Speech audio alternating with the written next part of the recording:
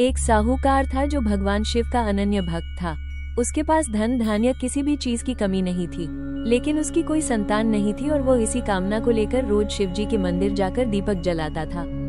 उसके इस भक्ति भाव को देखकर एक दिन माता पार्वती ने शिवजी से कहा कि प्रभु, ये साहूकार आपका अनन्य भक्त है, इसको किसी बात का कष्ट है तो आपको उसे अवश्य दूर करना चाहिए। शिवजी बोले कि हे पार्वती, इस साहूकार के पास पुत्र नहीं है, यह इसी से दुखी रहता है। माता पार्वती कहती है कि हे ईश्वर, कृपा करके इसे पुत्र का वरदान दे दीजिए। तब भोलेनाथ ने कहा कि हे पार्वती, साहूकार के भाग्य में पुत्र का योग नहीं है, ऐसे में अगर इसे पुत्र प्राप्ति का वरदान मिल भी गया तो वो केवल 12 वर्ष की आयु तक ही जीवित रहेगा। ये सुनने के बाद भी माता पार्वती ने कहा कि हे प्रभु, आपको इस साहूकार को पुत्र का वर देना ही होगा, अन्यथा भक्त क्यों आपकी सेवा पूजा करेंगे। माता के बार बार कहने से भोलेनाथ ने साहूकार को पुत्र का वरदान दिया, लेकिन ये भी कहा कि वो केवल 12 वर्ष तक ही जीवित रहेगा। साहूकार यह सारी बातें सुन रहा था, इसलिए उसे न तो खुशी हुई और न ही दुख। वो पहले की ही तरह भोलेनाथ की पूजा अर्चना करता रहा। उधर सेठानी गर्भवती हुई और 9वें महीने उसे सुंदर से बालक की प्राप्ति हुई।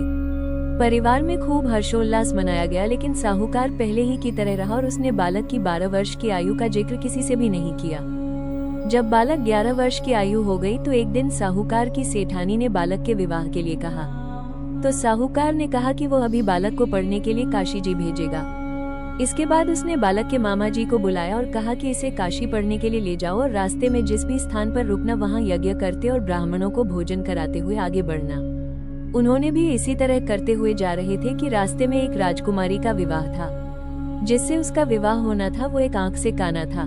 तो उसके पिता ने जब अति सुंदर साहूकार के बेटे को देखा तो उनके मन में आया कि क्यों न इसे ही घोड़ी पर बिठाकर शादी के सारे कार्य संपन्न करा ले जाएं। तो उन्होंने मामा से बात की और कहा कि इसके बदले में वो अथाह धन देंगे, तो वो भी राजी हो गए। इसके बाद साहूकार का बेटा विवाह की बेदी पर बैठा और जब विवाह कार्य संपन्न हो गए तो जाने से पहले उसने राजकुमारी की चुंदरी के पल्ले पर लिखा कि तेरा विवाह तो मेरे साथ हुआ, लेकिन जिस राजकुमार के साथ भेजेंगे वो तो एक आंख का काना है। इसके बाद वो अपने मामा के साथ काशी के लिए चला गया। उधर जब राजकुमार ने अपनी चुनरी पर यह लिखा हुआ पाया तो उसने राजकुमार के साथ जाने से मना कर दिया। तो राजा ने भी अपनी पुत्री को बारात के साथ विदा नहीं किया। बारात वापस लौट गई। उधर मामा और भांजे काशी जी पहुंच गए थे। एक दिन जब मामा ने यज्ञ रचा रखा था और भांजा बहुत देर तक बाहर नहीं आया तो मामा ने अंदर जाकर देखा तो भांजे के प्राण निकल चुके थे।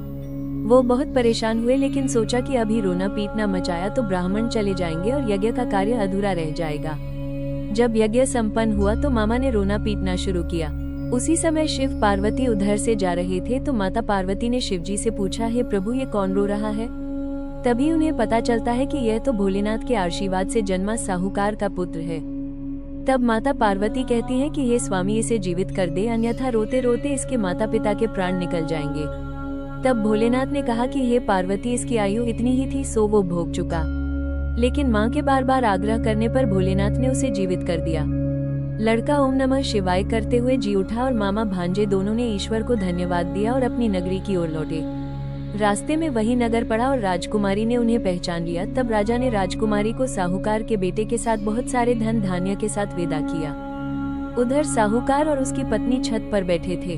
उन्होंने ये प्रण कर रखा था कि यदि उनका पुत्र सकुशल न लौटा तो वो छत से कूदकर अपने प्राण त्याग देंगे।